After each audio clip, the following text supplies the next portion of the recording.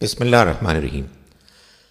اتامرون الناس بالبر وتنسون انفسکم، کیا تم لوگوں کو نیکی کا حکم دیتے ہو اور اپنے آپ کو بھول جاتے ہو؟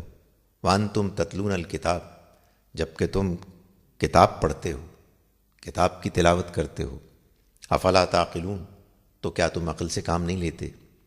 یہ اب خاص طور پر یہود کے علماء کو کہا جا رہا ہے کہ یہ آخر کیا وجہ ہے کہ تم اپنی تقریروں میں، اپنے وعظوں میں لوگوں کو تو بہت نصیحت کرتے ہو کہ وہ نیکی اختیار کریں، وہ اللہ کے ساتھ وفاداری کا رویہ اختیار کریں، لیکن جب تمہارے اپنے ذاتی معاملات میں ایسی آزمائشیں آتی ہیں کہ جس میں تمہیں حق پسندی اور سچائی کا مظاہرہ کرنا ہو تو تم اپنے آپ کو بھول جاتے ہو۔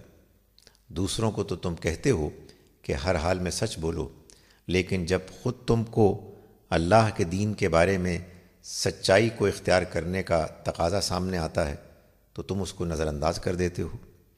وانتم تتلون الکتاب، جبکہ تم کتاب پڑھتے ہو، یعنی اللہ کی کتاب پڑھتے ہوئے تمہیں بار بار اس حقیقت کی یاد دہانی کی جاتی ہے، اس کے باوجود تم یہی رویہ اختیار کرتے ہو کہ دوسروں کو کچھ اور نصیحت کرتے ہو اور اپنا تمہارا طرز عمل اس سے بالکل برعکس ہے۔ افلا تعقلون، کیا تم عقل سے کام نہیں لیتے؟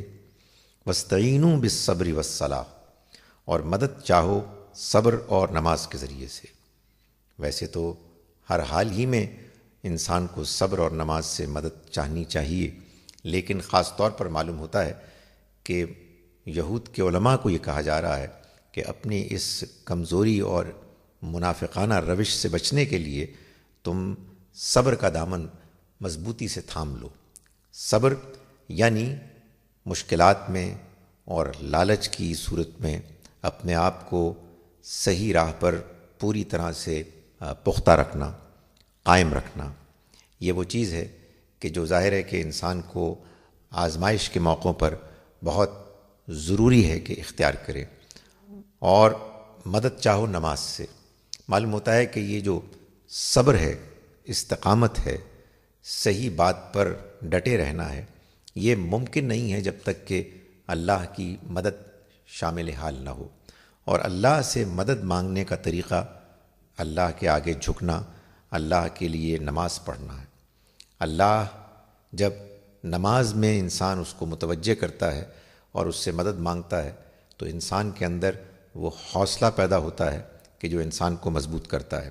فرمایا وَإِنَّهَا لَكَبِيرَةٌ إِلَّا عَلَى الْخَاشِعِينَ، اور یقیناً یہ بہت بھاری ہے مگر ان لوگوں پر کہ جو ڈرنے والے ہیں۔ یعنی یہ جو تقاضے تم سے کیے جا رہے ہیں یہ آسان نہیں ہیں، سوائے ان لوگوں کے لیے کہ جو خشوع اختیار کرنے والے ہیں، ڈرنے والے ہیں۔ الذین یظنون انہم ملاقو ربہم، وہ لوگ کہ جو گمان رکھتے ہیں کہ وہ اپنے رب سے ملاقات کرنے والے ہیں۔ وانہم الیہ راجعون، اور یہ کہ وہ اس کی طرف لوٹنے والے ہیں۔ یعنی جن لوگوں کو اس بات کا احساس ہے کہ وہ مرنے کے بعد اپنے رب سے ملاقات کریں گے، وہی لوگ ہیں کہ جو اللہ سے ڈرنے والے ہیں، اور وہ لوگ کہ جو اللہ سے ڈرنے والے ہیں انہی کو اللہ تعالیٰ یہ توفیق دیتا ہے کہ وہ نماز پڑھیں اور اللہ سے مدد چاہیں اور وہ صبر اور استقامت کی زندگی گزاریں۔